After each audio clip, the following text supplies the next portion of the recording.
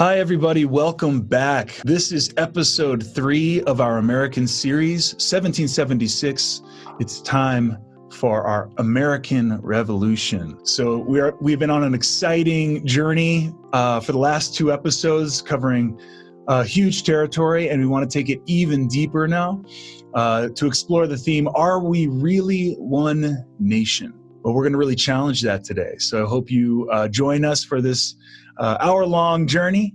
We're going to have music and lots to share this time around. So it's going to be a fun episode. Do join us. Me and my father, Ashok Gangadine. I am Nathan Gangadine. We'll see you in a minute.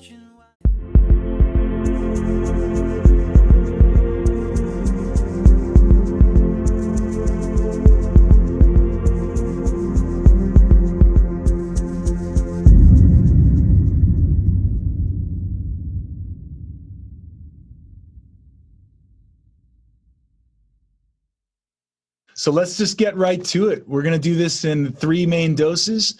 This is episode 3, where we're going to explore, as I said, are we really one nation, indivisible? And I think we all kind of know the answer, where we stand with that. It's, of course, the very heart and essence of our democracy, supposedly. It is certainly what our forefathers and foremothers intended for us some nearly 250 years ago. That's why we refer to 1776 so often, is because it's not just this year in the past. It's a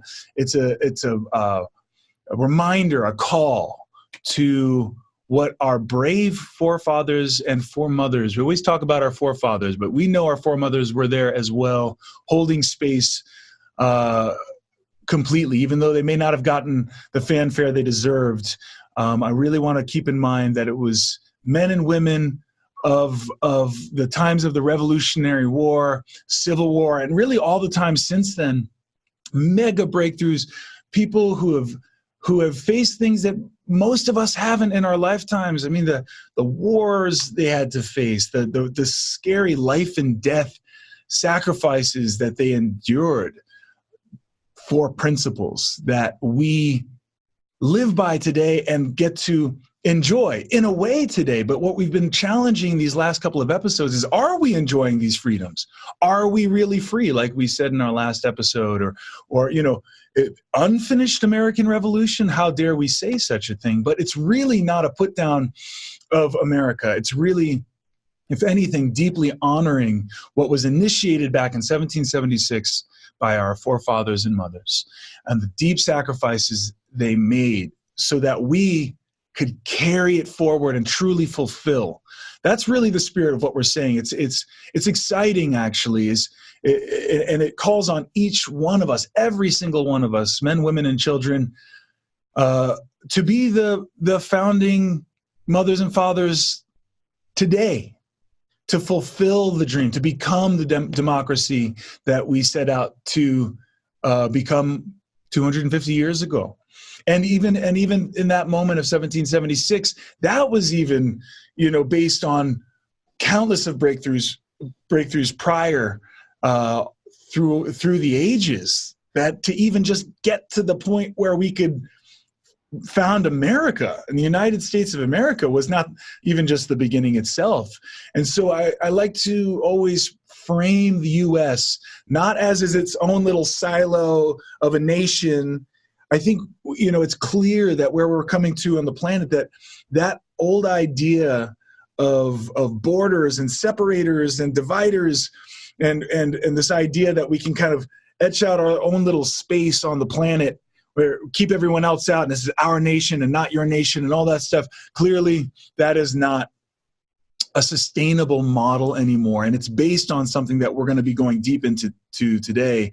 What really causes that kind of objectification of self and the other? And if the United States of America is an objectified nation as such, we're not really being America, the land of the free. And so we want to, and we're not going to be one nation. So we could be one separated nation, technically, right? But divided and divisive and dividable not indivisible. In other words, we're inherently prone to division and breakdown, and we're seeing that right now. So I'm with my father, Ashok Gangadine, who is truly, at least for me, the leader on this topic. I'm learning so much every single day from you, Dad, in our conversations. Guys, we've been, just so you know, and we spend day after day, hours and hours and hours, hundreds and even thousands of hours developing this, what we are delivering to you today. So there's a lot behind this. We've given this deep, profound thought, many, many hours of research and development. And so we want to invite you into that space and hopefully give you the fast track to cutting through all the noise that we're getting. We've got all the different news media outlets and all these different things that are giving us information about what's going on, and it's another symptom of all the fragmentation and division and polarity, and we don't know how to sift through it. We're confused, we're overwhelmed, we're upset, we're scared even, I would say. We're deeply worried about our future, and there's some very, very threatening actions being taken to the sanctity of our democracy, our Constitution. And so we want to help you get a fast track with us to cut right through all the noise and get right down to what we're really facing right now.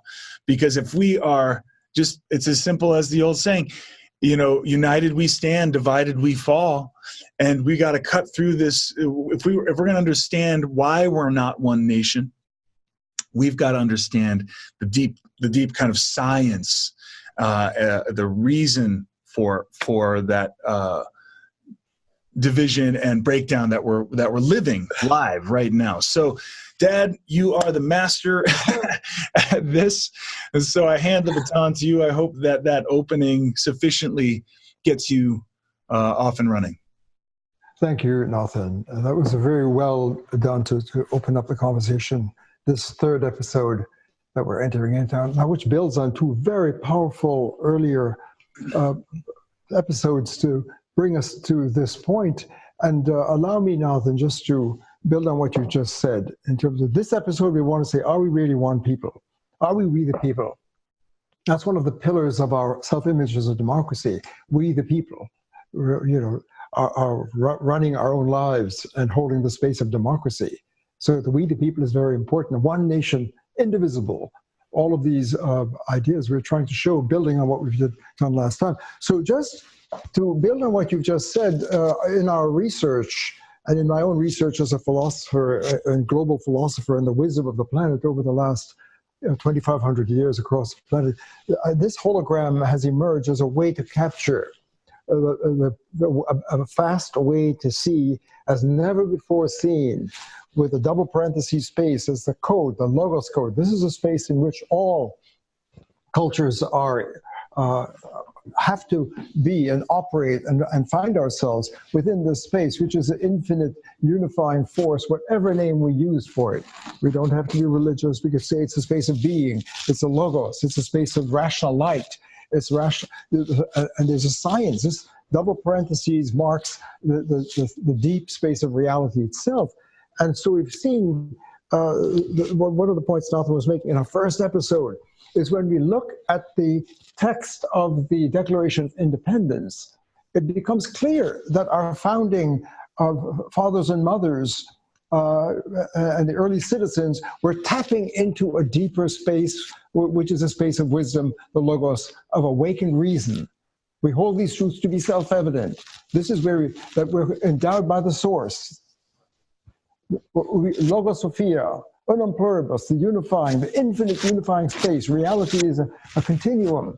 Everything is interflow in this deep source. And there's a science that has been emerging across the planet. And our founding fathers were tapping that. The missing code of Logos Sophia.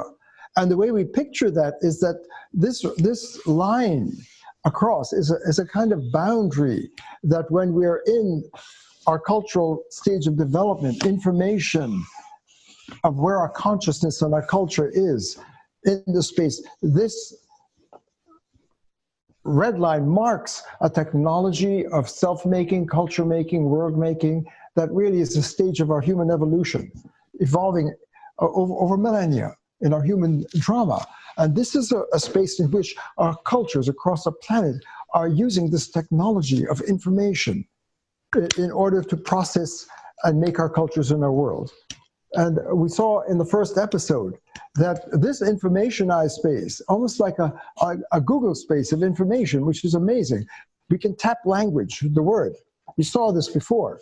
And so any word used here in this space of rational intelligence, where the thinker, is going to be seeing and processing our lives on this screen. Our feelings, our hopes, our expectations, our texts, our scriptures, our religions, our ideologies. We saw the boundless different alternative worldviews in this space. I'm going very fast because we've gone through this before.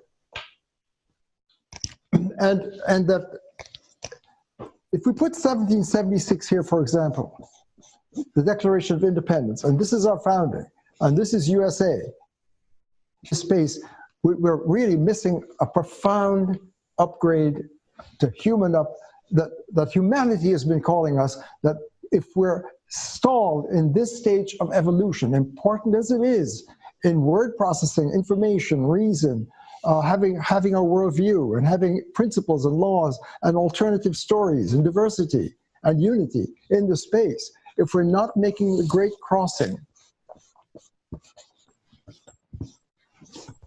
into the place of awakened reason, the logos, the unum pluribus. And this is where I'm suggesting 1776 was tapping this space. The double parentheses is a deeper code. It's the code of logos. And so when we move from here to here, this hologram is attempting to say, across the planet, our great scriptures and philosophies and enlightenment are all converging quite differently, but the bottom line is that this place, this that is marked by the single strokes, living in this space is divisive. It cuts us off from source, where everything is interflow, and that's where I and the other, and I and the world, and I and other religions and cultures are all founded in this deep space. This is founders' space.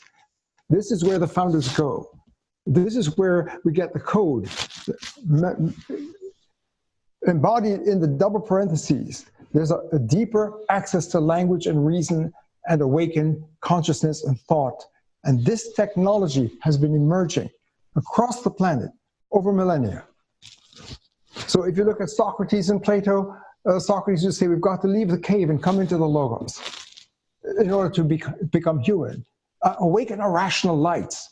And that's where we become mature versions of ourselves. We can live here and live here in a cave of talking about information about it, but when you move into the deeper space, you're flowing in a deeper word power. It's a deeper technology where the rational lights are turned on. In the yoga tradition, if you're here, you're going to be broken and in divisive separations and fragmentations, polarizations that come from this. That has not been seen. This is new. It's not been pointed out. What we're doing is trying to capture and take to a deeper level the emerging wisdom and scriptures of the planet and science and logics, and to bring it and make it the code clear. That single bracket human reason cuts us off and divides, and there is no unity here. We can use the word unity, one nation under God, indivisible, but unless we can go into a place of really the unum pluribus, that means that the infinite force, when we tap the source, we go into true unum, true union. The state of the union here is one people, we the people. We can have, and this diversity of pluribus means the infinite is infinitely diverse and yet infinitely connected. That's unum pluribus, one word. And so the deep code is unum pluribus. And the call of humanity is to cross from the divided space that's inherently divided. We'll see more deeply why this divides, polarizes, and even the best people living here, implanted here, are going to be objectifying, dividing, and polarized. And opposites here, you can be one side or the other, but you're still in the same matrix. To oppose one another here, which has been going on for millennia, You could say theism, atheism. You could say materialism, idealism. You could say Republican, Democrat, unrepublican, but you're still in the same space. And we're divided here. Why? Because this technology of making our world to talk about it and have identity and identify things, without realizing it, it chops into pieces and polarizes. And the medical effects are showing up dramatically, say in the American lab after 250 years, but all along we've been colonized. So in our second episode, we said, if we're living here and reading 76 and our founders here, as here's the Constitution, and we're one nation under God, indivisible, this kind of talk, and we have to follow the law, and so forth. And yet we'll find and do find that when you're in and behind this wall, everything gets broken and divided. There isn't one constitution. There isn't one flag. There isn't one people. There isn't one worldview. It's polarized and divided by the very nature of the technology that humans are living in across the planet.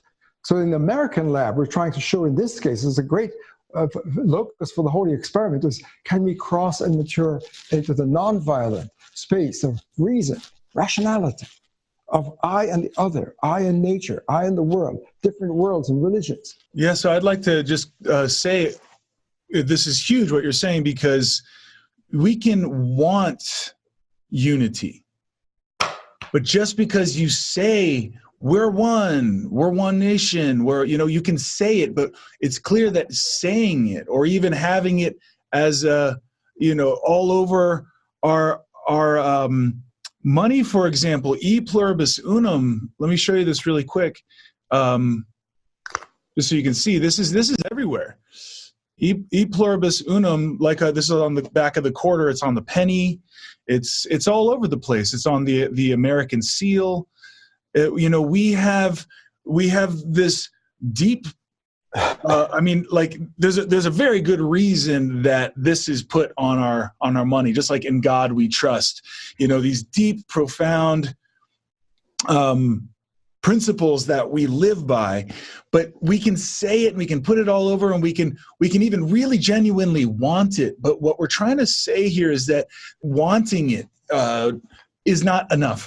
To put it bluntly, wanting it is not enough. And another point that you're making clear down in the single bracket space down there at the bottom, everybody loves to think that they're the ones that are right, and they're on the right side of the argument, right? A lot of people who are saying, for example, the Constitution is being threatened right now, and look what's going on right in front of our eyes, and the law is being disregarded and all this kind of stuff. And that can give us the sense that I'm on the right side of the argument, and that's what we need as many people on that side of the argument. But you can be on the quote unquote right side of the argument, but you're not empowered and capable of, even with many of numbers, to get to that space of one, because it only ends in war. It only ends in breakdown down there. So in other words, the real call is not to get somebody new into office as president or in the Senate or in the House. We're so obsessed right now with who's in office and the lawmakers and this, and we just all get caught up in that and buy into that. We forget that we're all voting all the time with the way that we are thinking. And then when you said the word in the beginning, Dad, technology, most people don't think of technology as our minds. Your mind is the original technology, guys. The technology that we call technology, phones and computers and planes and all that, those are derivative of the original technology, which is what? The way that we're thinking. That's what that lower space is pointing out, guys. So this is really, really huge, because while we're down in that lower technology, which is blocking us from our highest principles, there is a higher technology of our mind usage, our consciousness practice, which empowers us and enables us to become truly one nation under God, if you want to use the word God, under source, under reality, under truth. But we cannot find that. As good as we may be, that lower space shows something really huge here. And I just wanted to say this to help what you're saying, Dad. It's showing us that we can be really good people. And I believe we are mostly all really good people who do want peace, right? but we're laboring under something we don't even know is there. And that's why that red space is so important. By the way, the red and the blue is totally nonpartisan here. Oh, Just wanted to say that. that was unintentional. It's equal opportunity, that lower space, just as freedom's, truth, that upper space is real 1776. This is a land of the free. This is a culture of freedom. This Right. is the promised land of freedom of the USA here, and we're on our way to the USA. I mean, that's our founders. Our founders are not here, and they're therefore it's fixed, and it's because they founded it. The founders are finding this. They were saying, we hold these truths to be self-evident, that we're endowed by the source with unalienable rights of life, liberty, freedom, right? And we form governments to protect that. Mm-hmm. Exactly. And we can believe that. We can believe that, but not be able to realize it, right? It. And that's what I'm trying to get to. So this is really huge what we're calling out, and I'm not sure if that's come through clear enough yet, that we can want it, we can believe in it, we can really feel like we're the good guy and still be incapable of actually affecting the difference. That's right. So you get what we're seeing back and forth, and anything you say about what's right in the Constitution and our founding principles, what keeps happening? Well, there's just a comeback to it. Where, in other words, there's a kind of impotence that we're all sort of slowly getting hip to, because, oh, wow, that doesn't seem to matter. There's nothing holding up our deepest principles, and that's what that red space is showing. Right, that's well said, Nathan. The principle, what is first? And what is first? That's the whole journey of humanity and our evolution, and the unfinished human evolution. It's not just American, it's a human evolution, is to move out of this adolescent stage. This is important, to have information and to buy into the information and to objectify what we think about and our lives in this space. We make ourselves in this space. We objectify ourselves. This is the objectifier. And as you beautifully said, good people, we're good humans are good people. We're well-intentioned. We have, bad people too, or evil people, ignorance here in a rational space, right? So what you're pointing out is so important. This technology is a powerful technology to create very different worldviews and cultures and scriptures and religions and arts and sciences, and changing our stories in different paradigms, and higher and lower and better and worse, and positive and negative here. Exactly. What you're pointing out is a history of thought has been a swing between the dominance of is or the isn't, the one or the many, the modernism or postmodernism. This has been going on for centuries, right out of, say, is it being or becoming? Is it one, or is it process, or is it eternal? Is it eternal truths or what? And so we can do all of that here. That's the point. This technology, we want to see a huge advance in our evolutionary development to have reason in this form, and word power, and consciousness about, and to all the scientific developments and breakthroughs and medical breakthroughs and technologies, all of this great stuff, and art and cathedrals and mosques and synagogues and temples and courageous acts, all that's going on in this space. But this technology that's holding and making that possible cuts us off from a deeper access. And everybody is there. Our politicians, our citizens, our parents, our kids, everybody is there. We live in this cultural space. This is a cultural technology. And it's the ultimate technology, as you point out, because how we use our minds makes our worlds, makes ourselves. And the point I'm making is this technology is equal opportunity across the planet. Exactly, yeah.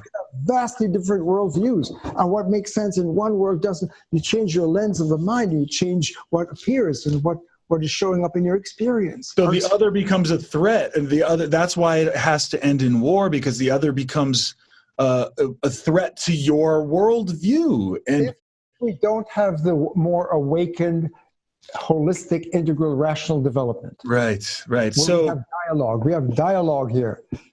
A dialogue means through the logos, dialogos.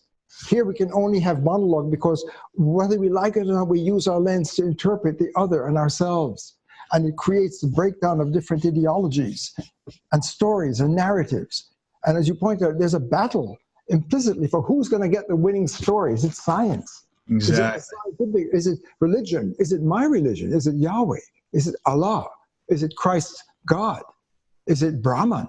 Is it Om? Is it Tao? Which story wins the truth? This is the prize, the space of truth, and the narrative that wins.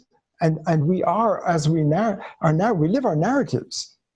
And the point is that there can be boundless alternative stories and paradigms and shifts. So we can make great shifts. So I was lost, now I'm found. Right? I was depressed, now I'm better. I was living one life, but then I got awakened. And you can have awakenings here too. And it can give us the impression that we're there. And so good people, the best people, the noble people, even we the people here, when we realize that this technology breaks into pieces by its nature, because it's working on the law, A is A, it fixes. To have a meaning is to have A is a principle. It puts it into a separate Lego piece. This is you Lego. are you, I am me.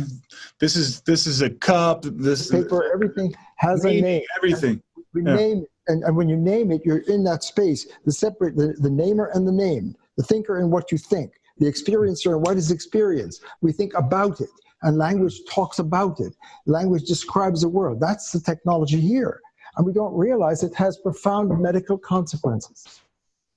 And as good as we are, and as many advances as we seem to have had in, say, 250 years in the holy experiment of the American lab. And the holy experiment is, if we realize our founders were founding this, they were pointing to this, we've got to really go to the self-evident truth in the Logos, where we're endowed by the source of reality, of being, with unalienable rights. We humans, to be a human here is to be a noble, independent, free being. And connection with the entire, connected with the entire environment. I could be here in this implant here, or I can go into liberation and freedom as a rational being, a person, a first person, a citizen. So an American here is not the same as an American here. And if our founders were really ushering us and tapping the emerging wisdom of the planet, which is going on across the planet, all of our great traditions say, folks, humans, this is great, but it traps us and breaks us and fragments and polarizes, divides, and it's a place of violence and objectification. And all kinds of disorders come out of this space. Sexism, racism, ethnic cleansing, homophobia, degradation to the environment. All of it. All of this is being caused by the matrix that we're living in. Yeah, and I think that this would be a great time to now, in this context, listen to the Imagine song. That's great. That's a lot we've just shared with our friends who are joining us in the conversation. Nathan is in addition to being a scientist, a colleague, one of very few people that, in terms of my research, is doing the science and understands this hologram. And that you can't have this without that. Nathan, we should say, you can't have anything we've got here, couldn't happen without the source.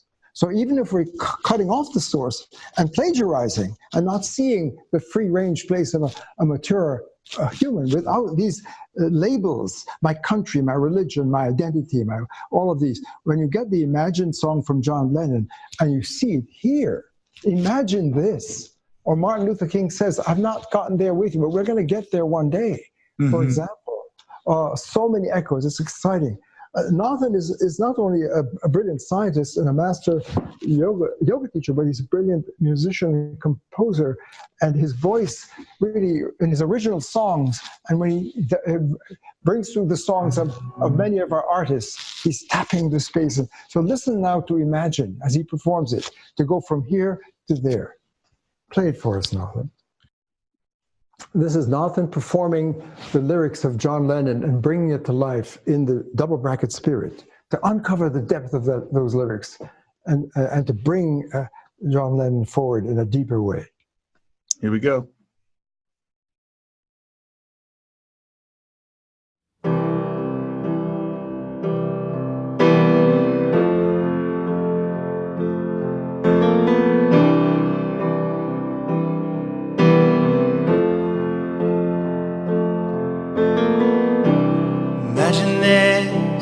No heaven, only if you try. No hell below us, above us only sky. Imagine all the people living for today.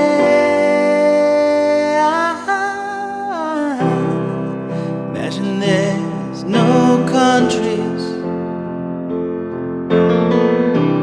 It isn't hard to do. Nothing to kill or die for, and no religion too. Imagine all the people living life in peace. You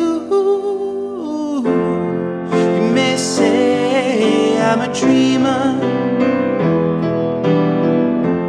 but I'm not the only one. I hope someday you'll join us, and the world will live as one. Imagine no possessions.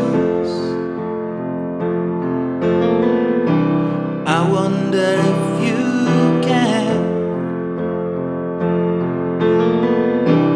No need for greed or hunger. A brotherhood of man. Imagine all the people sharing all the world. You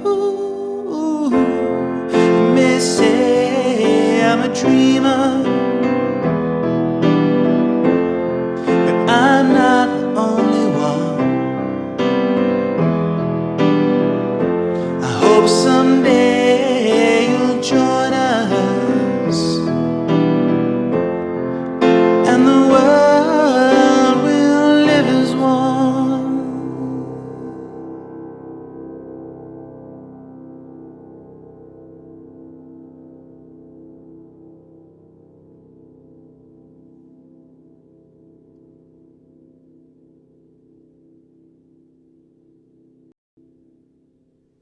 Thank you, Nathan. That's very powerful. And as I was saying, when you do the cover songs to honor these great artists in the popular culture, you're really honoring them by tapping their space that they're tapping. And you call them uncovers. You're uncovering the power of Lennon, uncover the power of 1776, our founding visionaries, and to uncover the voice of Christ. If it's here, if Jesus, if we download the Christ voice into our technology of our language and our perspective and my lens and we interpret in this space. This is where we interpret and make sense of things. And if we read scripture here and download this here, we're violating the depth of it. So Jesus here, the Christ, the Logos in the flesh, the living Logos speaking, is a deeper language, a deeper code, a deeper voice. Mm-hmm. Buddha speaking here is a deeper voice of the Dharma, the law of Buddha. The Logos, Plato, the Republic, wisdom of the Logos to guide the Republic is here. And so the yoga is here. So that we're always here. That's the point. We're always tapping. I should put a certain arrow here. Whatever is going on here, we're always tapping the source. We couldn't do this without that. No one can go outside. Whatever we do here, all of our advances, all of our developments, all of the magnificent developments of 250 years in the American lab, end slavery, women can vote, civil rights, on and on. A more perfect union. You know, so many of the so-called relics of that we treasure, that express the foundation of what we think we are here, right? It has a deeper meaning than we thought. And the point that we're bringing out here is we cannot be one people in a divided space. The divided space of America, divided all countries, all nations, trying to find unity.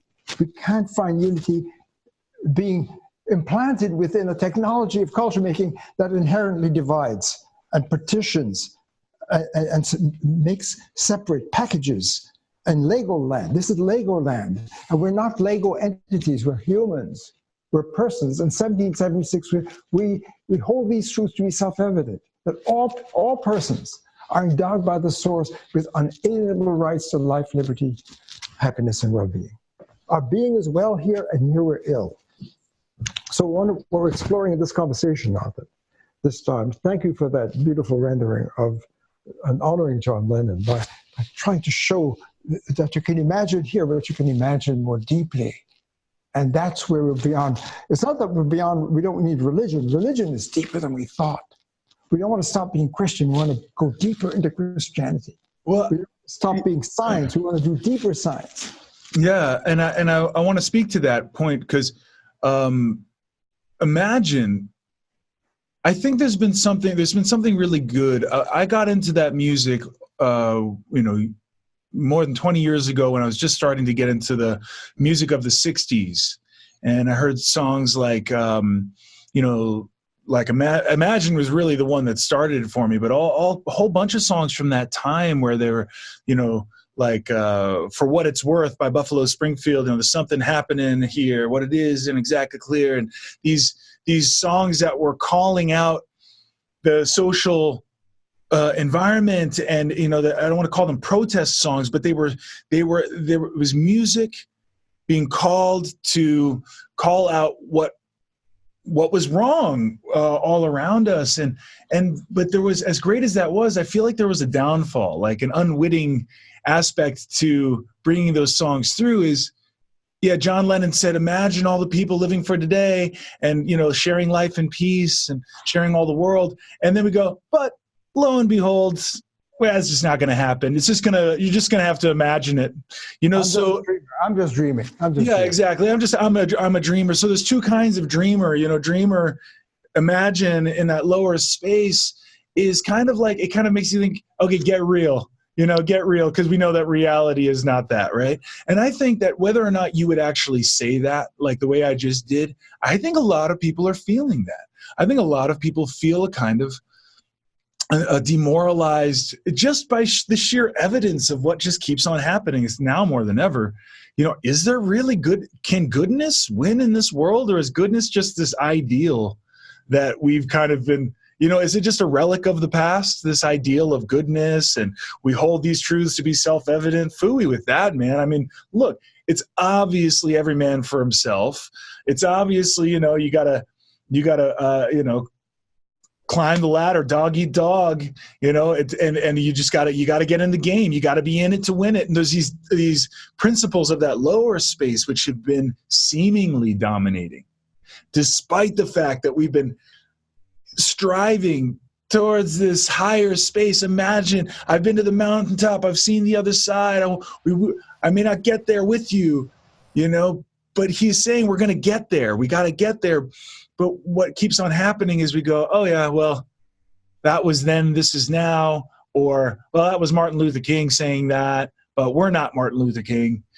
Founding fathers, we hold these truths to be self-evident, but that was the founding fathers. We're just normal people in the 21st century.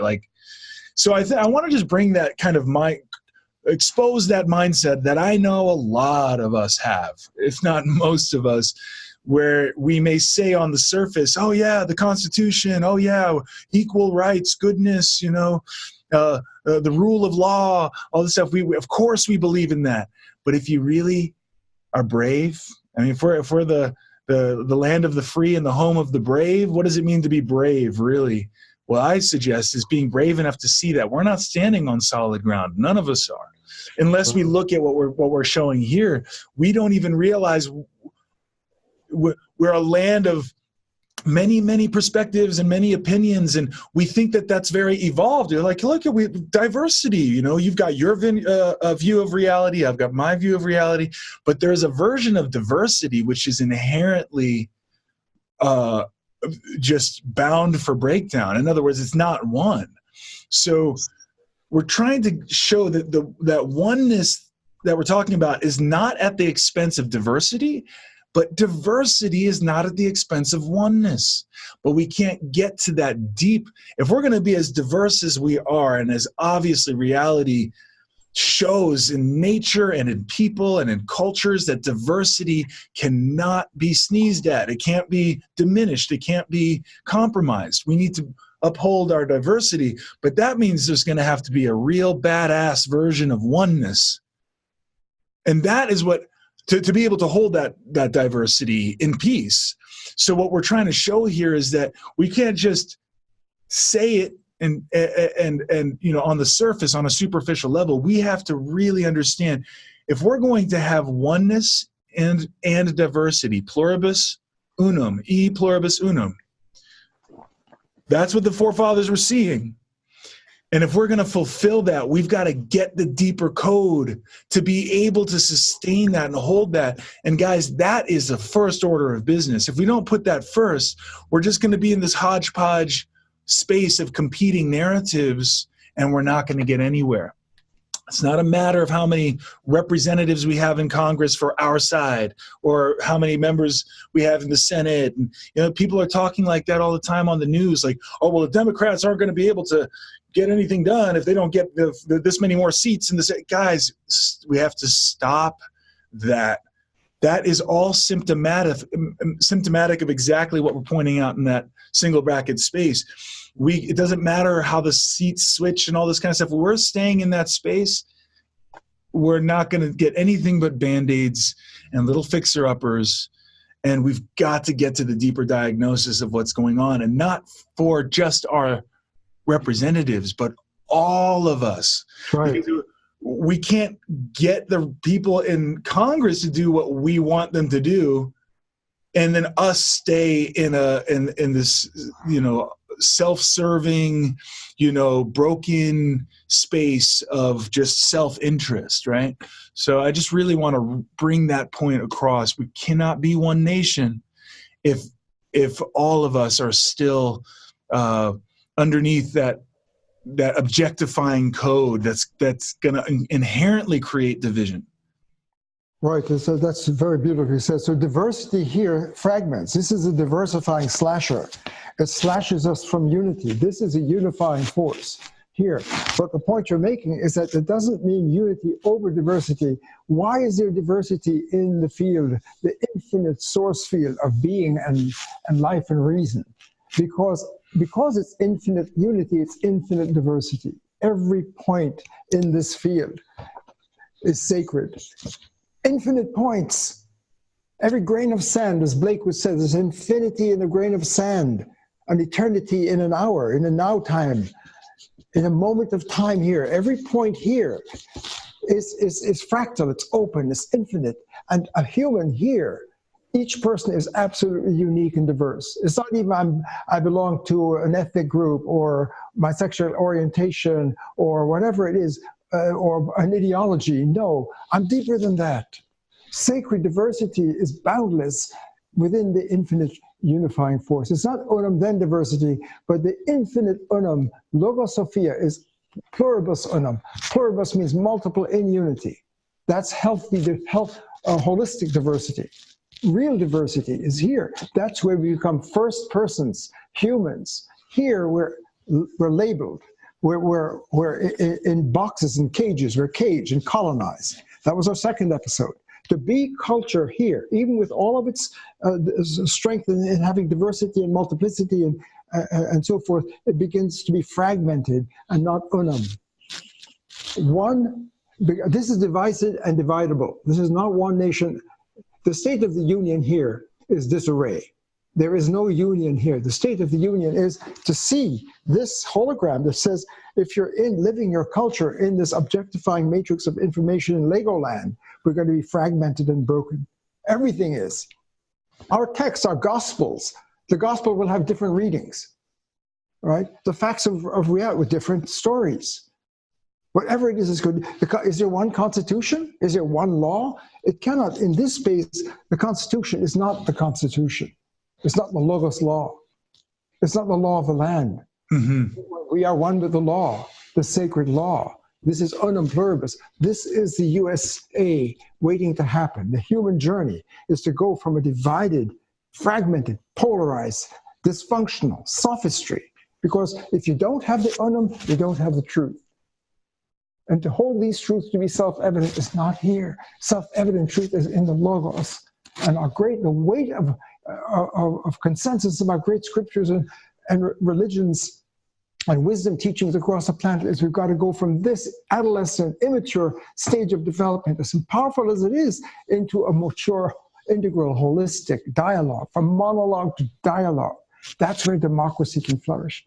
That's the call of our founding fathers. So the founders are not just here, and here are our founders. The founders are finding the deeper, sacred space of being in the source and being awakened rational beings. And one of the words for that is the soul. And there's a talk a lot about saving the soul of the nation. And so I want to bring in a song again with the lyrics. This is a song that I actually wrote, which speaks to this point.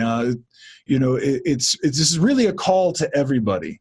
In light of what we're saying here, we all have a responsibility to not just slip into what everyone else is doing and what so much of us find comfort in following suit with the crowd, following the crowd, right? FOMO. Yeah. FOMO makes the world go around, man. And if we're going to really make this crossing, it's not that I'm not saying it's not important who we have in office. I wanted to kind of follow that up. I'm not saying it's not important, but when we make that everything, we're missing the point. And so when you listen to this song, I want you to think about the soul, not just the soul of America, but our soul, that space, that deeper space where love and peace can be realized.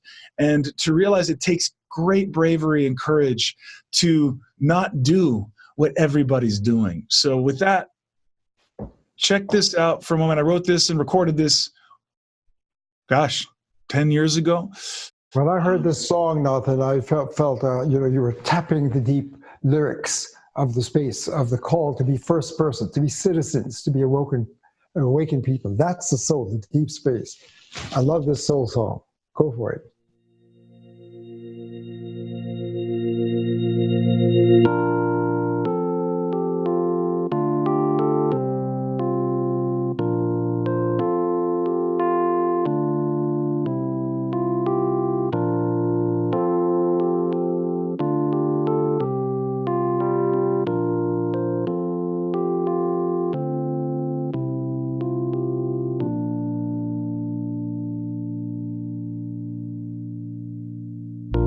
Weary hearts in a dusty sky. Well, no one's gonna see the stars tonight. The sunset fades with the question why, and pretend like everything's alright. Just get by. But what about your endless fire? What about your light? What about the love you've held in all your life? We're hiding from each other and pretending we don't know that this is not the kind of life that we ever chose. But everyone's a star tonight, we're sharing in the glow. And I will be a man for you if you just let me know. 'Cause everyone's doing what everybody's doing. Everyone's doing what we know. Everyone's living without really living. Everyone's giving up the soul. But everyone's a blade of grass underneath the snow, and I can see it melting now. I'm here to let you know. Yes.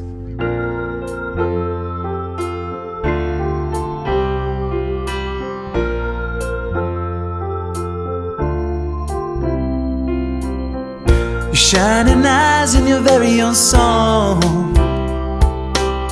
When the kings and queens told you that you were wrong. So touch your Savior if you can. I know you gave your power to the man, but what about your endless journey? What about your soul? What about the life you gave up long ago? They told you it was all outside you and all about control. And this is why we're starving, why we're dying slow. But I can see the other side, and I can see your soul. And I will be a bridge for you if you just let me know. 'Cause everyone's doing what everybody's doing. Everyone's doing what they're told. Everyone's trying, and everybody's dying. 'Cause we've been buying the ways of old. But everybody's hurting now. But I know that we're close, and I know that your story's dear. But it's time to let it go. Oh.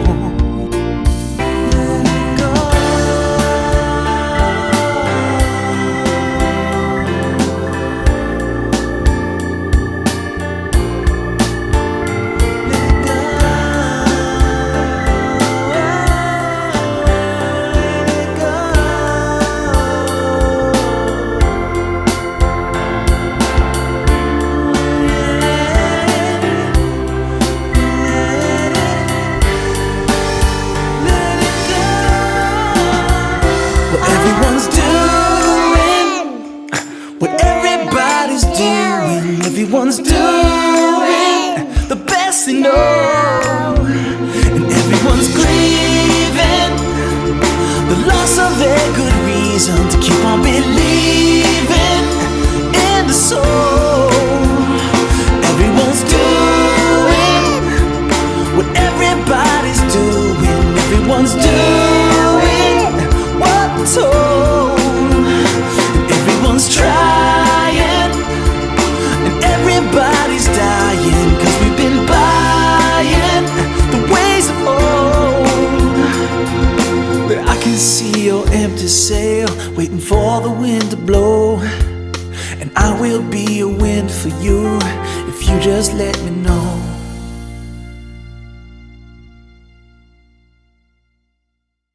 Love that song. Now that speaks to the point we're making so poignantly, so powerfully. And you brought that through so long ago. One of your many songs that has this kind of anthem ring, the call for us to rise to who we really are. And so the soul talk may be just unpopular for a lot of people. We talk about the soul and the body and the difference and so forth, immortality. But the soul is the awakened person right now, living in the world, a first person, a citizen. So the question is, who are the founders? What were they founding? Are they the bottom line, or were the founders ushering us into the foundry, the place of the awakened fire, of being a first person, a citizen, taking direct responsibility for holding democracy, the place of sacred dialogue? So soul talk here means the awakened first person. And you can't be first in the derivative space. So this is the derivative version of a human here, and we're buying the ways of old. Can you expound on first person? Because I'm not sure if most people understand the significance of the first in first person and why that's so key. Well, in this hologram of source science is basically the consensus of wisdom on the planet. First must be honored as first. What is first? Reality, being, the logos in this case, using that word. You could say Yahweh, Allah, Om, Brahman, Tao, whatever name or truth is first. Science wants this as well. Science wants to go from science under constraints into the waking place. So the crossing from a derivative version of yourself as processed in this Legoland to the first person is when you're tapping and putting first. And you can't do it in a derivative mind. You've got to get awakened. You've got to say, I am. You've got to, so this is woke. When the person becomes rationally awakened and tapping the Logos light, that's a deeper version of her. And that's the first person. So first person is putting first. Being is first. The infinite word is first. Truth is first. 1776 is first. The noble truths are first. And when you're living in that first space, the Christ space is first. The Buddha space is first. So those are different versions of becoming a first person. So you can be a citizen here in an ideology and hold your story and your agenda and vote and do all of the politics here, which is going to be inevitably broken off from reason, from truth, from source. It's going to be spin doctors. Press your story, the rhetoric, make it look clear that your story is the one to vote for. And you vote your agenda rather than taking primary responsible for upholding the principle, the sanctity of we are endowed by the source with unalienable rights of life, liberty, freedom. This is where it means to be a first person, a first American, first people across the planet, not just America, when we step into that awakened rational space. To quote another famous quote that I know most Americans have heard, ask not what your country can do for you, but what you can do for your country. Those immortal words of JFK. And if you put it in this code, I mean, what you were just saying about it's funny enough, when you're a first person, you're not in that familiar space where we put ourselves first, right? So here, down here, and there's a lot of talk in the culture saying, you know, I'm shopping for a candidate, and what are you going to do for me, and what I want, and there's so much focus on, you know what I mean? And that's exactly the problem, guys. I mean, that's what we keep trying to say here is we keep on saying there, that's exactly what's bringing us down, is that orientation of what do I need? What do I want? And if think about 350 million people doing that.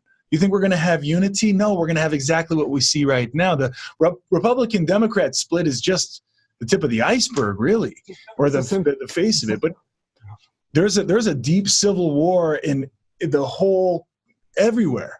The new Mason-Dixon line, so to speak, is in every single one of us, and it's everywhere. Right, this is the Mason-Dixon liner. This is the Mason-Dixon line. It divides us. Right? It's not in physical land and geography. It is in the space of mental processing that we can be divided people by using a divisive technology and being used by it without even realizing. Good people who could say, let me talk about it, let me describe it, right? So language and consciousness is by its nature here to talk about it, my feelings, we want to talk about it, right? We itify, we objectify. And so when we see the fallout of that, the matrix effect is devastating for the health of cultures here. So when we scan the culture, let's see American culture, and we see opioid addictions, we see degradation of the environment, we see sexism, racism, homophobia, and we see kids who are having fragmented consciousness and loss of meaning, nihilism. All of these symptoms are just examples of what's traceable to the divider, the great divider. And you cannot be a first person in the divider because you're divided from yourself. The me here is not my awakened self, my real self, my true self, when I become consciously awakened and mindful. And that awakened self is the capable self, you know, the one that can actually make the difference. We can't make the difference we need to make in that Lego space, as you call it, right? Right, and if our founders, what they were founding is that we need to really open up the land of the free, and that this is where the self-evident truths of who we are, that's the first version, the awakened version of a rational being. That's a citizen. That's the USA here. That's democracy, the demos, the people. This is where we can be unum. We the people in vast, profound individual diversity, everyone is unique and diverse, beyond labels and categories and so forth, individuals to be undivided. Individual is divided, individuals undivided, integral persons here meeting in the sacred space of democracy. Let me give a great example for that exact point that you're making. I just was watching last night on CNN a town hall regarding specifically equality of the LGBTQ community and people, which I must say I love that's happening. You know, it makes me smile when I see the rainbow sticker. You know, I love that culture is moving in that direction. So I want to be very clear about that. However, just like wanting to fix the problems with systemic racism or sexism, you know, and we would talk about equal rights like equal pay, and, you know, gays should be able to get married too. And these are all absolutely true. Yes, absolutely. Of course, there's not even an argument there as far as I'm concerned. But to be fighting for equality in this space is a dead end. And if we really want equality, we can't synthesize equality here. In other words, equality is something more authentic than really any of us.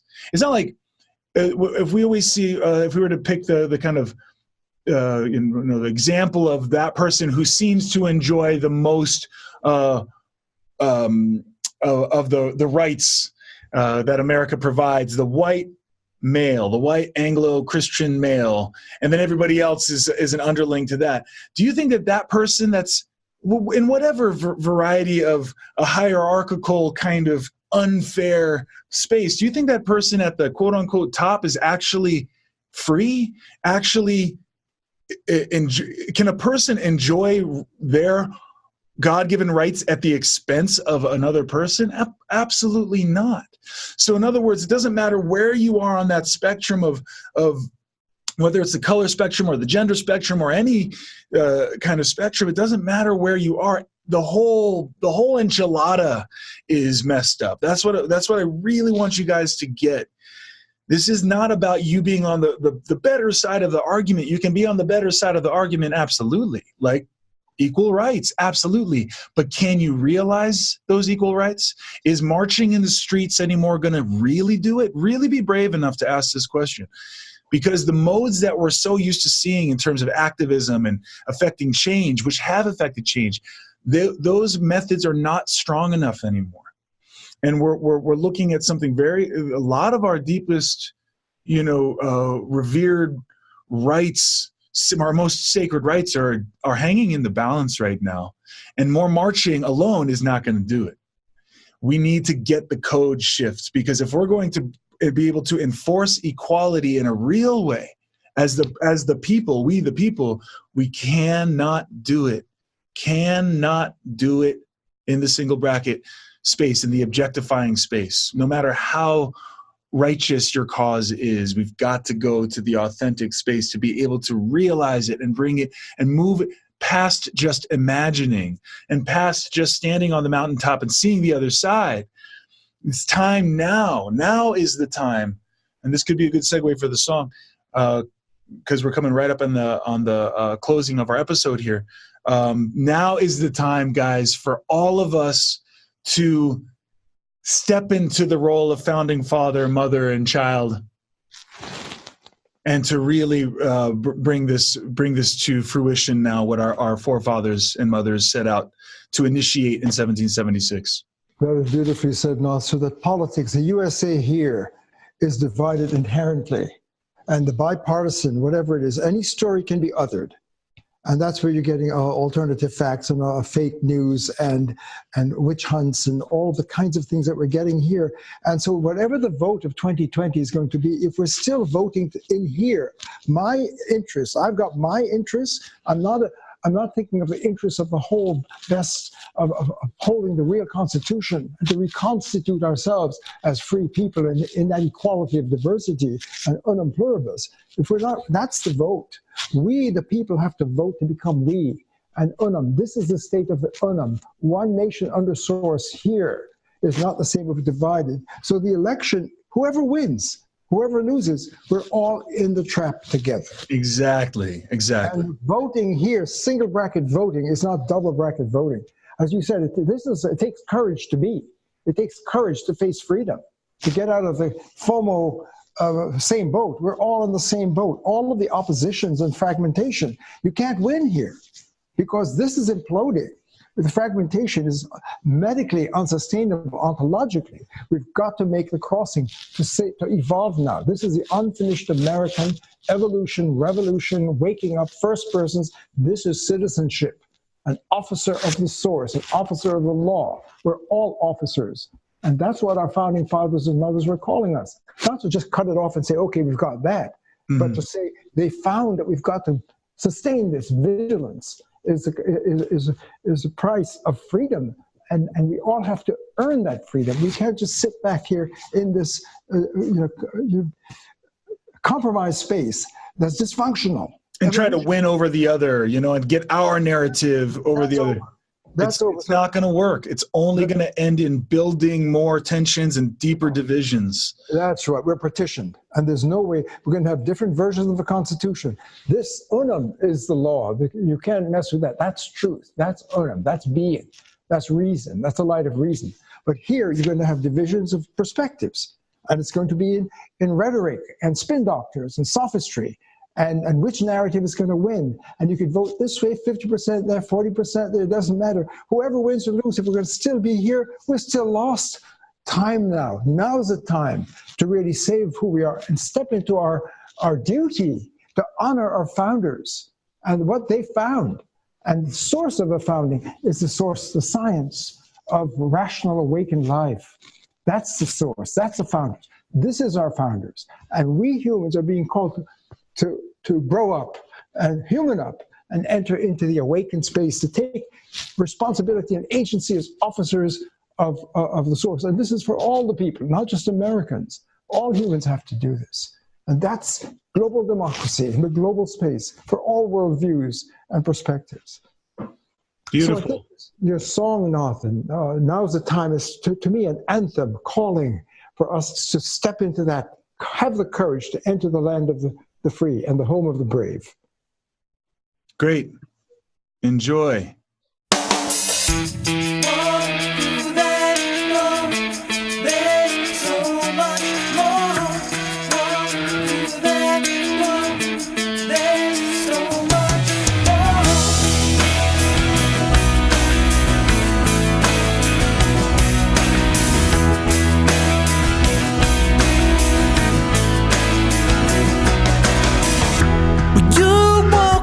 Lost your way, and you talk like you got no say. And meanwhile, you shimmer like the ocean land. Your smile shatters the gray. So what do you say? Shall we leave this all behind? What can I say? And the familiar is fine, but now's the time.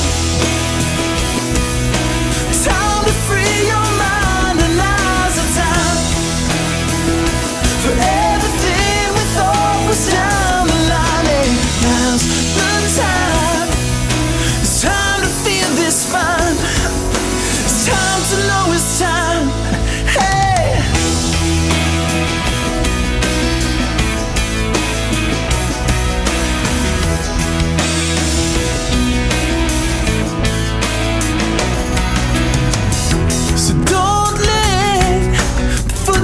Left behind you, holding to a life that has been. But they claim the past is what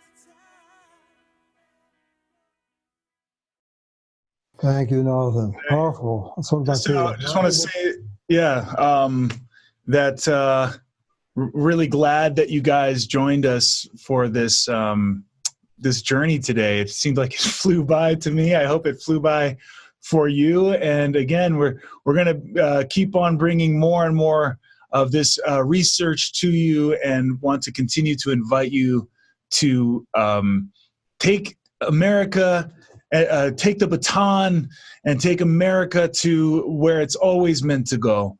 Because we have to do this together, and we have to do it in the real way. And now is the time. Thank you, Nathan. Very well done. So yes, we will continue with a follow-up sequel to this. We have so much more to go into depth to understand. For this episode, we had so many of the great relics of our anthems and so forth. It has a language of we, the people of one nation under God, America the beautiful, land of the free, and so forth, the Pledge of Allegiance, and so forth. And we want to just bring it up to see it in a global light, in the woke place of America that's longing to be born now. And that is the soul of America, and that is saving the nation. And our founding fathers and mothers are calling us and urging us to honor them by stepping up as co-founders.